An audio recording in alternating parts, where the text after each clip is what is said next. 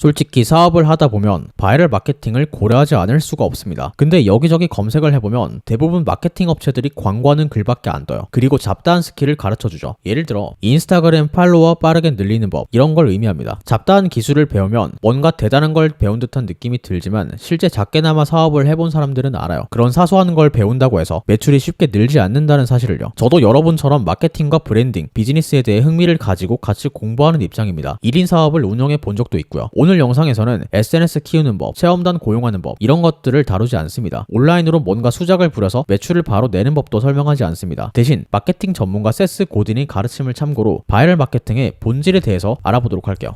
딱 3가지만 아시면 됩니다. 오늘 이 영상을 끝까지 집중해서 보시면 이때까지 바이럴 마케팅에서 왜 성과를 보지 못했었는지 알게 되실 겁니다. 첫 번째로 자랑 욕구 건드리기입니다. 마케팅의 본질을 이해한다는 것은 곧 인간의 본능을 잘 이해한다는 말과 같습니다. 결국 지갑을 열고 결제를 하는 주체는 인간이기 때문이죠. 대중을 대상으로 하는 사업은 반드시 이 자랑 욕구를 건드려야만 생존할 수 있습니다. 인간은 타인에 비해 우월하고 지위가 높은 존재가 된 듯한 느낌을 항상 원합니다. 하지만 실제로 지위가 높은 존재가 되는 것은 어렵습니다. 그래서 사람들은 지위가 높아진 기분만 느껴지는 것에 과감하게 돈을 쓰죠. 사람들은 지위가 높아진 기분을 원합니다. 예를 들어 오데마픽의 시계가 있다고 해봅시다. 저도 시계는 잘 모르는데 이게 되게 비싼 시계라고 하더라고요. 이 시계를 손목에 두른다고 해서 사회적 지위가 달라지지는 않겠죠. 하지만 달라진 기분이 들 겁니다. 사람들은 그 기분에 돈을 쓰죠. 노련한 마케터들은 이 점을 공략할 줄 알아야 합니다. 똑같은 물건이어도 그 물건이 지위의 상징처럼 보이게 만들면 훨씬 바이럴 마케팅하기 쉬워지게 되겠죠. 예를 들어 보겠습니다. 김치 냉장고의 사례가 있어요. 김치 냉장고라는 게 사실 생각해보면 처음 들었을 때 되게 의아할 만한 컨셉이죠. 굳이 김치용으로 따로 냉장고가 있어야 할 이유가 있나? 라는 생각이 듭니다. 하지만 김치 냉장고가 대중에게 퍼지게 되었던 이유는 다음과 같습니다. 김치 냉장고를 최초로 만든 모 기업이 이런 전략을 사용했어요. 먼저 부잣집 사모님들에게 공짜로 김치 냉장고를 일정 기간 동안 대여해줍니다. 먼저 써보고 나중에 마음에 들면 구매하셔도 좋다 라고 한 거죠. 이제 이 사모님들은 이웃집의 다른 아주머니들과 이야기를 하다가 자연스럽게 김치 냉장고 얘기를 꺼냅니다. 이웃집 아주머니들은 김치 냉장고라는 물건에 호기심이 생깁니다. 김치 냉장고 그걸 왜 쓰나 싶기는 한데 부잣집 사모님이 쓴다는 걸 보니 뭔가 있어 보이는데? 이런 식으로 생각하게 되죠. 마치 그 김치 냉장고가 지위의 상징으로 느껴지는 것이죠. 나도 그걸 가지면 다른 아주머니들에게 자랑할 수 있을 것만 같은 느낌이 막 들어요. 이런 식으로 한국의 김치 냉장고라는 상품이 서서히 퍼지게 되었죠. 바이럴 마케팅하면 많이 인용되는 예시입니다. 보통 바이럴 마케팅이라고 하면 온라인으로 뭔가 영상을 만들고 컨텐츠를 만들어서 입소문을 퍼뜨리는 일 정도로 이해하기 쉽죠. 하지만 그게 본질은 아니라는 겁니다. 인터넷이 없던 시절에도 인류는 바이럴 마케팅을 해왔어요. 자랑 욕구를 건드리는 방식으로 말이죠. 온라인으로 적용할 수 있는 다양한 바이럴 마케팅 기법들이 본질은 아니라는 의미입니다. 물론 그것들도 중요하긴 하지만요. 그러면 바이럴 마케팅 하고 싶은 제품이 있다고 칩시다. 이걸 사람들의 자랑 욕구를 건드리는 컨셉으로 어떻게 만들까요? 물론 상품이나 서비스가 뭔지에 따라 달라지겠지만 일반적으로 적용할 수 있는 방법은 분명히 있습니다. 지금은 어쩔 수 없이 효과적인 바이럴 마케팅을 위해서는 온라인을 이용하는 것이 효과적이겠죠. 온라인을 이용해서 일반적으로 사람들이 자랑 욕구를 자극하는 방법은 시각을 이용하는 것입니다. 시각적으로 멋있고 화려한 것은 누가 시키지 않아도 사람들이 알아서 SNS에 올리고 자랑하기 때문이죠. 그래서 SNS를 이용한 바이럴 마케팅 방법은 사실 SNS 그 자체가 중요한 것이 아닙니다. 결국 자랑하기 좋은 제품이면 사람들이 알아서 입소문을 내줄 것이기 때문에 제품이 더 중요합니다. 제품이나 서비스의 시각적인 요소나 컨셉의 변화를 주는 것이 훨씬 중요한 시도가 되겠죠. 다음으로 바이럴 마케팅의 두 번째 단계는 얼리 어답터 찾기입니다. 모든 새로운 비즈니스에는 얼리 어답터가 필요합니다. 마케팅이 별로 되지 않은 상태에서도 호기심으로 어떤 제품에 대한 조사를 성실히 하는 사람들이 있습니다. 그 사람들을 얼리 어답터라고 부를게요. 예를 들어 새로운 단백질 보충제를 만들어서 판매하는 사업 계획이 있다고 칠게요. 이 단백질 보충제가 있으면 지위가 높아진 듯한 기분이 들도록 시각적인 요소나 컨셉을 바꾼 다음에 이제 이걸 사줄 사람들을 찾으면 되겠죠. 하지만 바로 많은 사람들에게 판매할 수는 없습니다. 왜냐하면 내 제품이 좋다는 객관적인 증거가 전혀 없기 때문입니다. 인간은 무리를 따라가려는 본능이 있어요. 그래서 남들이 이미 써보고 효과를 봤다는 그 증거가 있는 상태에서만 돈을 쓰려는 습성이 있습니다. 이를 사회적 증거라고 부릅니다. 그런데 소수의 사람들은 얼리 어답터 기질을 가지고 있어요. 남들이 모르는 것, 남들이 안 써본 것, 이런 것에 유난히 꽂히는 사람들이 있어요. 우리는 이 사람들부터 찾아야 합니다. 어떻게 찾을까요? 일단 얼리 어답터들은 특정 분야에 대한 지식과 자부심이 굉장히 강합니다. 그리고 특정 분야에 대한 지식을 자랑하고 싶어 하죠. 이것도 역시 지위가 높아진 듯한 기분을 원하는 인간의 본능이라고 할 수 있습니다. 그럼 얼리 어답터들이 어디에서 자신의 지식을 자랑할까요? 특정 분야에 대한 이야기를 나누는 카페, 오픈 채팅방, 모임, 커뮤니티, 이런 곳들이겠죠. 그래서 만약에 단백질 보충제를 판매한다 라고 하면 첫 번째로는 지위 지위의 상징처럼 컨셉을 잡고, 두 번째로 모임, 커뮤니티, 카페 등을 찾아서 여기서 얼리 어답터들을 먼저 찾아야 된다는 거죠.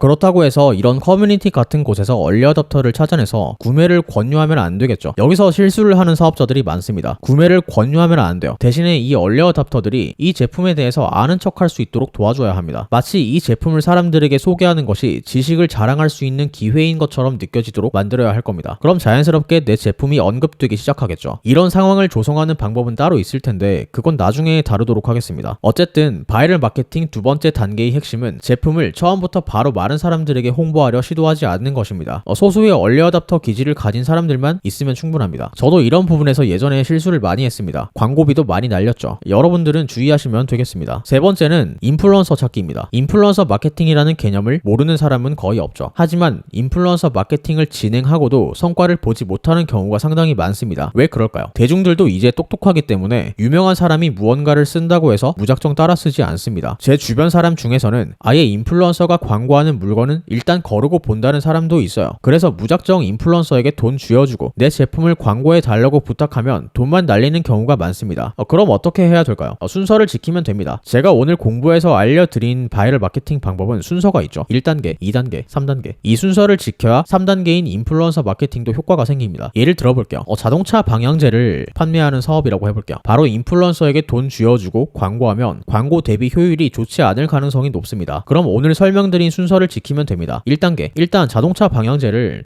컨셉을 개선하거나 광고의 분위기를 개선해서 마치 비싼 차를 모는 사람들이 사용할 만한 방향제인 것처럼 컨셉을 잡을 수 있겠죠. 지위의 상징인 것처럼 보이도록 컨셉을 잡는 것입니다. 2단계로 자동차 관련 이야기를 많이 나누는 커뮤니티나 카페, 채팅방 등을 찾습니다. 자연스럽게 내 제품이 얼리 어답터들 사이에서 언급만 되도록 상황을 유도합니다. 이런 상태까지 세팅한 다음에 3단계로 인플루언서 마케팅을 진행하면 더 효과적이게 되는 것이죠. 여기서는 이제 광고비가 발생할 수 있겠죠. 얼리 어답터들이 먼저 구매하게 될 것이고 얼리 어답터와 인플루언서를 보고 점점 더 많은 사람들이 구매하게 될 것입니다. 이 자동차 방향제는 애초에 자랑하기 좋은 제품으로 컨셉을 설계했기 때문에 대중들은 알아서 여기저기 자랑을 하기 시작할 겁니다. 그럼 바이럴 마케팅이 성공적으로 된 것이죠. 세스 고든이 조언을 바탕으로 바이럴 마케팅의 3단계를 알려드렸습니다. 물론 이게 말처럼 쉽지는 않다는 걸 잘 알고 있습니다. 제가 직접 소규모 사업을 운영해본 경험에 따르면 말로 하는 거랑 직접 하는 건 완전히 다릅니다. 그래서 오늘 공부한 3단계를 그대로 적용하는 것조차 쉽지는 않을 것입니다. 하지만 올바른 바이럴 마케팅을 위해서는 여전히 이 3단계를 알고 있어야 할 겁니다. SNS 세팅하는 법, 블로그들을 이용해서 검색 결과 장악하는 법, 이런 기술들은 기술이긴 하지만 본질은 아닙니다. 우리는 항상 본질을 먼저 공부해야 합니다. 앞으로도 좋은 본질적인 내용으로 찾아뵙도록 하겠습니다. 감사합니다.